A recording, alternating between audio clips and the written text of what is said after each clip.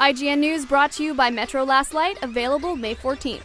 You probably know that Steven Spielberg and George Lucas are buddies, but you may not know that because of a bet between the two way back when, Spielberg has made a lot of money off of Star Wars. George Lucas had serious problems assembling the first cut of A New Hope.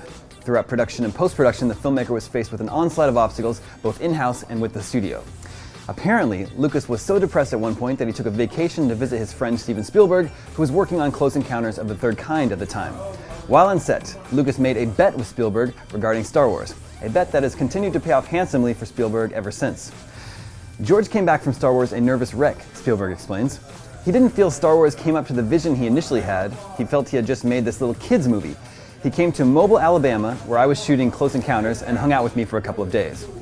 Steven quotes George Lucas. He said, "Oh my God, your movie is going to be so much more successful than Star Wars. This is going to be the biggest hit of all time." He said, "You want to trade some points?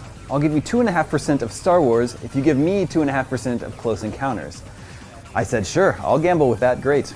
Close Encounters made so much money and rescued Columbia from bankruptcy.